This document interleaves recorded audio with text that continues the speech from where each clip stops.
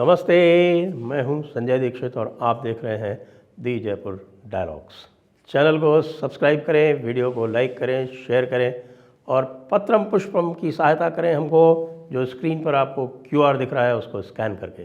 पूरा विश्व और भारत राममय हो रहा है। ऐसे समय पर इस प्रकार की हुडीज़ जो धार्मिक थीम्स पर हैं वो आपके लिए उपलब्ध हैं। आप आपणा मर्चेंडाइज स्टोर पर जाकर क्रय कर सकते हैं। देखिए, ये हैं हिंदू टेम्पल सीरीज़ की 2 टी-शर्ट्स। ये है अयोध्या, काशी, मथुरा और यह है मंदिर वहीं बनाया है। आपणा मर्चेंडाइज स्टोर पर जाकर आप इसे परचेज़ कर सकते हैं, क्रय कर सकते हैं, ख़रीद सकते हैं। आज सवेरे बड़ी रोचक एक खबर मिली और हम देख रहे थे कि श्रीयुत राहुल गांधी अपनी पूरे एंटोराज के साथ में प्लेन में बैठ के इम्फाल के लिए जा रहे थे अपनी बीजे न्याय यात्रा आरंभ करने के लिए। बीजे न्याय यात्रा जो है वो बहुत अच्छी तरह से आरंभ हुई है। दिल्ली से प्लेन में बैठ के इम्फाल जा रहे हैं, वहाँ से आरंभ करेंगे। लेकिन साथ ही साथ समाचार आता है कि मिलिंद देवड़ा, जो कि महाराष्ट्र में एक तरह से कहा जा सकता है कि उनके सबसे बड़े फंड रेजर हैं कांग्रेस के, उन्होंने पार्टी छोड़ दी। पार्टी की प्राथमिक सदस्यता से इस्तीफ़ा दे दिया और इस्तीफ़ा दे के समाचार ऐसा है कि वो शिवसेना में, यानी एकनाथ शिंदे वाली शिवसेना में शामिल होने जा रहे हैं। तो एक प्रकार से यह पूरा का पूरा जो इंडी अलायंस का और जो कांग्रेस का जो इस समय पूरा उनका जो कैंपेन चल रहा है उसको दर्शाता है कि वो किस दिशा में जा रही है। यानी घर में नहीं दाने, अम्मा चली भुनाने। यानी घर में जो है वो तो सब छोड़ छोड़ के जा रहे हैं। अभी मैं देख रहा था, एक मीम बनाया था किसी ने। उस मीम में दिखा रहे थे कि उनके जो यंग टर्क्स थे वो सब आपस में बैठे हुए और वहाँ पर डिनर कर रहे थे। उसमें मिलिंद देवड़ा थे, उसमें हेमंत बिश्व शर्मा थे, उसमें ज्योतिरादित्य सिंधिया थे, उसमें RPN सिंह थे, उसमें जितिन प्रसाद थे और उसमें सचिन पायलट थे। आज सचिन पायलट को छोड़ के सारे राहुल गांधी को छोड़ के जा चुके हैं। क्यों? क्या अपने स्वार्थ के कारण, या उनको अपना राजनीतिक भविष्य नहीं दिखता राहुल गांधी के साथ में? स्वार्थ सिद्धि तो उनकी हो रही थी। ये जितने भी लोग जिनका मैंने नाम लिया उसमें एक तरुण गोगोई अभी बाकी हैं, वो अभी छोड़ के नहीं गए हैं, लेकिन जितने भी लोग हैं उनकी स्वार्थ सिद्धि तो हो ही रही थी। पार्टी में वो थे ही, पार्टी में उनको पद इत्यादि मिले ही थे। पार्टी में जब सत्ता में थी तब उनको मंत्री पद भी मिले थे। लेकिन पिछले 10 वर्ष में जो नेतृत्व रहा है कांग्रेस का, उसमें मुझे नहीं लगता है कि कोई भी समझदार व्यक्ति ये समझता हो कि इनकी पार्टी जो है, कांग्रेस पार्टी, सही रास्ते पर जा रही है। उन्होंने एक हार्ड टर्न लेफ्ट लिया है। वो कम्युनिस्ट पार्टी द्वारा जो छोड़ी गई स्पेस है उसको ऑक्यूपाई करने में व्यस्त हो गए हैं श्रीयुत राहुल गांधी। वे उस स्पेस को ऑक्यूपाई करने के प्रयास में नहीं हैं जो कांग्रेस ने सोनिया गांधी के अंतर्गत, सोनिया गांधी के नेतृत्व में छोड़ी। क्योंकि यदि समझदार होती कांग्रेस और कांग्रेस का नेतृत्व यदि समझदार होता तो उन्होंने जो स्पेस सोनिया गांधी के आने के बाद से छोड़ी थी उस पर वो विचार करते, उसको लेने का प्रयास करते। नहीं, वो नहीं कर रहे हैं। वो लेफ्ट की जो इतनी सी स्पेस है उसमें घुसने का प्रयास कर रहे हैं। ठीक है, गुड लक टू देम। बात यह है कि जो भी कांग्रेस कर रही है और जो भी कांग्रेस ने किया है, विशेषकर राम मंदिर आंदोलन के संदर्भ में, उससे एक बात तो पूरी तरह से तय है। वो ये है कि कम से कम जो हिंदी भाषाई क्षेत्र है, जिसमें उन अपनी अधिकतर उसी हिंदी भाषी क्षेत्र से उनकी ये बीजे न्याय यात्रा निकल रही है। लेकिन इस बीजे न्याय यात्रा का जो पूरा का पूरा जो क्षेत्र है उसमें मुझे नहीं लगता कि इनके पास कोई भी स्पेस है। ये केवल और केवल वेस्ट ऑफ टाइम है। वैसे भी मैं देख रहा था आंकड़े, वो बता रहे थे कि जिन क्षेत्रों से ये बीजे यात्रा निकाली जा रही है, बीजे न्याय यात्रा निकाली जा रही है, उनमें केवल 14 सीटें कांग्रेस के पास हैं।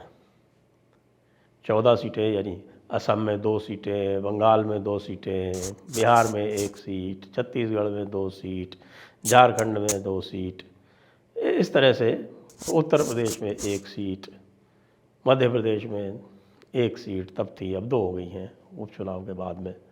गुजरात में 0, राजस्थान में 0, महाराष्ट्र में 1। ये क्षेत्र हैं जिनसे बीजे न्याय यात्रा निकलने वाली है। लेकिन राम मंदिर का विरोध करके अब ये क्या सोचते हैं कि इन क्षेत्रों में, इन 14 सीटों में कुछ भी ये जोड़ पाएंगे क्या? कम से कम मेरा तो आकलन ऐसा नहीं है। बिहार में ये थोड़ी आशा बांध रखे हैं, क्योंकि इनका एक प्रकार से एक गठबंधन है। हालांकि उस गठबंधन में इतनी सिरफुटौल चल रही है कि कुछ किसी की समझ में नहीं आ रहा है कि क्या होने वाला है और किस प्रकार से वहाँ पर उनकी सीट शेयरिंग होगी। बता रहे हैं कि कुछ फ्रेंडली कॉन्टेस्ट हो सकते हैं वहाँ पर। तो यदि फ्रेंडली कॉन्टेस्ट होंगे तो इसका क्या अर्थ है? फिर तो आप ये समझ लीजिए कि भारतीय जनता पार्टी जो 17 में से 17 जीती थी, अब 25 में से 25 जीत जाएगी।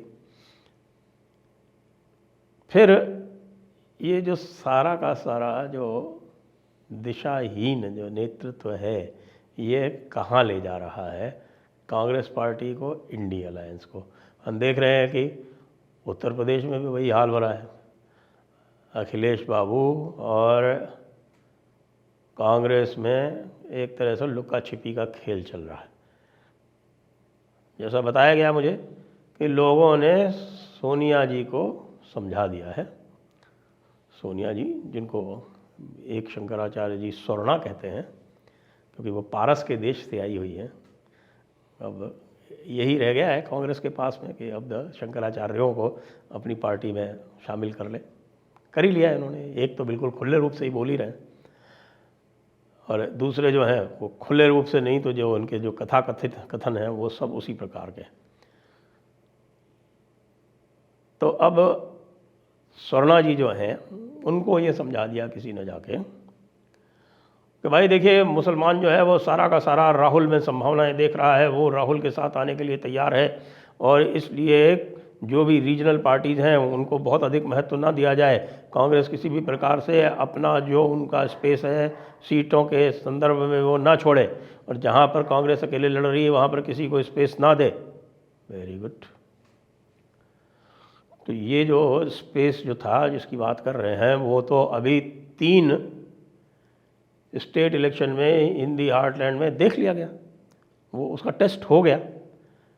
वैसे यदि याद करें आप, तो 2018 में यही जब चुनाव हुए थे, तो 2018 में इन तीनों प्रदेशों में जिनमें अभी चुनाव हुए हैं, इन तीनों प्रदेशों में कांग्रेस जीती थी, और उसके बाद भी वहाँ पर 65 सीटों में से उनकी केवल 3 सीटें आई थी। इस बार तो वहाँ तीनों में हारी है, तो फिर क्या होगा?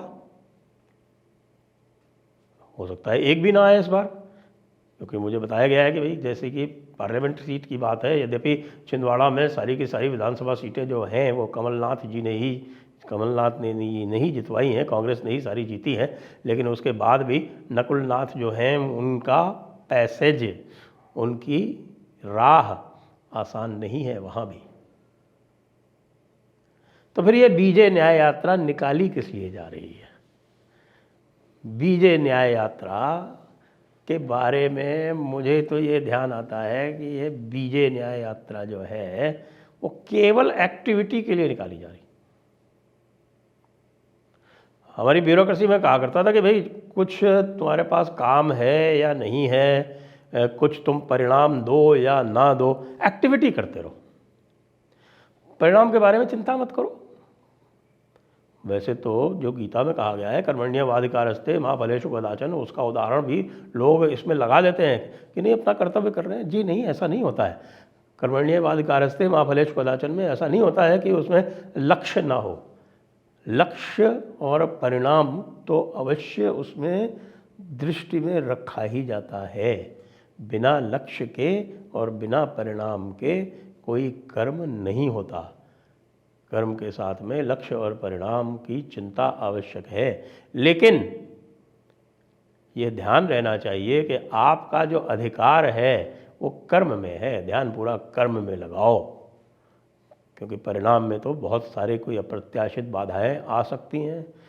कहीं कोई प्रारब्ध का व्यवधान आ सकता है, कहीं कोई और आपका व्यवधान आ सकता है, तो वो कई व्यवधान हो सकते हैं, तो उनके व्यवधानों की चिंता ना करें, कर्म में पूरी तरह से आप अपना ध्यान लगाएं, लेकिन कर्म लक्ष्यहीन नहीं होगा।